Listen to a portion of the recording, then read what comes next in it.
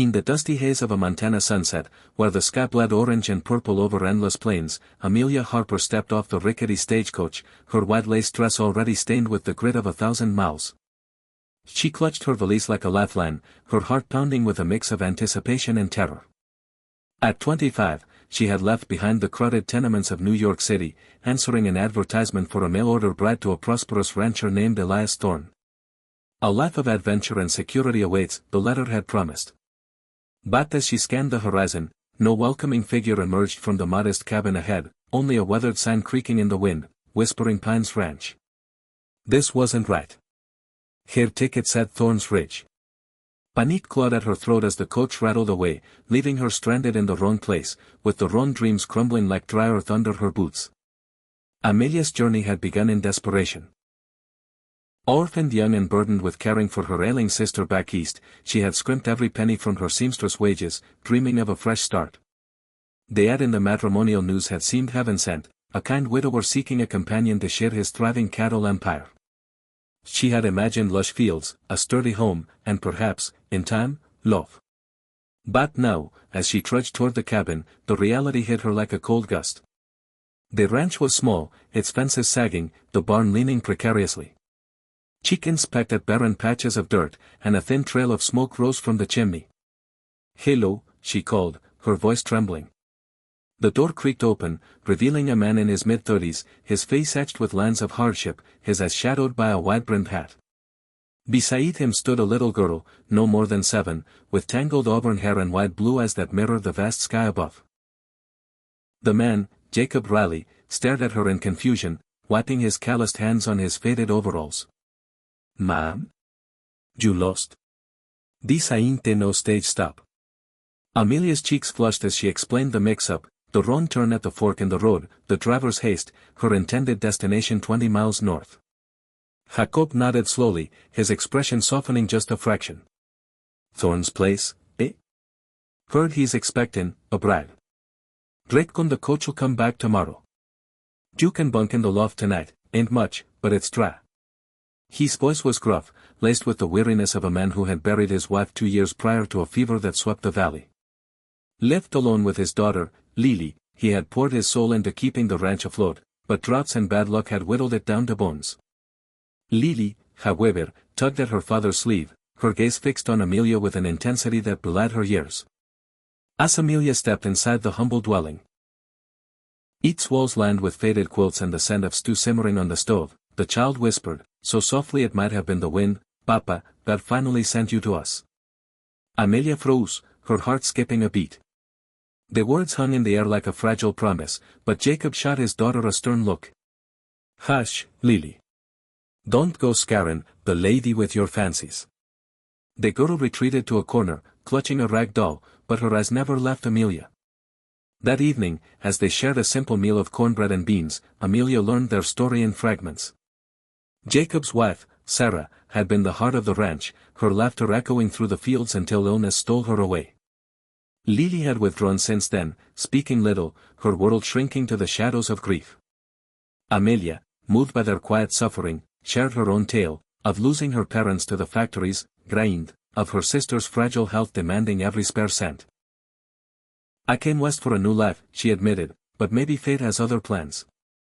Jacob grunted, avoiding her eyes. "Fate's a cruel joker, Miss Harper. Best not to trust it." The night brought an unexpected storm, thunder rumbling like distant cannon fire, rain lashing the tin roof. Amelia lay awake in the loft, listening to the wind howl, when a cry pierced the darkness. It was Lily, thrashing in a nightmare. Without thinking, Amelia descended the ladder, finding the girl feverish and delirious, murmuring about her mother.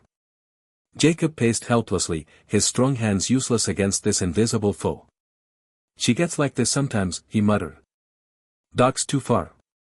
Amelia's seamstress instincts kicked in, she had nursed her sister through similar spells. She fetched cool cloths, brewed willow bark tea from the pantry's meager supplies, and sat by Lily's side, humming lullabies from her childhood. As the storm raged outside, Lily's fever broke, her small hand clutching Amelia's. In the quiet aftermath, Jacob watched from the doorway, his defenses cracking. "You didn't have to," he said gruffly. "But, thank you. Morning dawned clear, the air crisp with renewal. The stagecoach was due by noon, but as Amelia helped with chores, milking the lone cow, mending a torn shirt, she felt an inexplicable pull. Lily trailed her like a shadow, chattering now where she had been silent. Mama used to sing like you, the girl confided, her voice a melody of innocence. She said angels come when we need them most. Amelia laughed softly, but the words stirred something deep within her. Back east, her life had been one of endless toil, selflessness for her sister's sake, but here, in this forgotten corner, she glimpsed a different kind of purpose. Jacob, though, seemed transformed. He shared stories of the ranch's better days, his laughter rare but genuine. Yet thou'd linger. Thorne's a wealthy man, he reminded her as the coach's dust cloud appeared on the horizon. You'll have fine things there. Silk dresses, maybe. Amelia hesitated, her valise in hand. But what about you two? This place needs more than one pair of hands. The unexpected turn came not from the storm, but from a revelation buried in Jacob's past. As Amelia prepared to board, Lily tugged her dress, tears streaming. Don't go. You're the one we prayed for.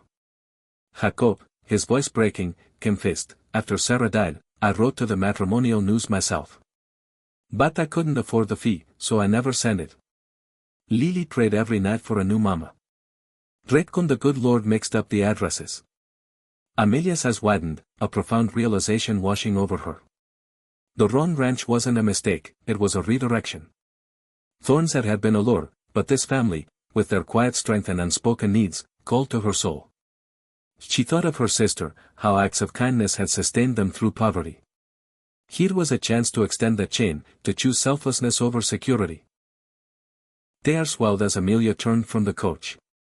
Driver, tell Mr. Thorne I'm sorry, but I've found where I belong. The man shrugged and drove on, leaving her in the embrace of the plains. Jacob's face lit with disbelief and hope. You sure? We ain't got much. Amelia knelt to Lily's level, whispering, God sent me to you, didn't he? The girl nodded, her smile radiant. In the days that followed, Amelia threw herself into the ranch's revival. She mended fences not just of wood, but of hearts, teaching Lily to read by the fire, helping Jacob plant a vegetable garden that bloomed against the odds. Word spread in the valley of the angel bride who chose love over luxury, inspiring neighbors to lend a hand, a shared plow here, a barn raising there. But the true climax came during the harsh winter that followed, when blizzards buried the land in wet silence. Supplies dwindled, and Lily fell ill again, this time with a cough that rattled her tiny frame. Jacob rode out in the storm to fetch the doctor, but hours turned to worry as he didn't return.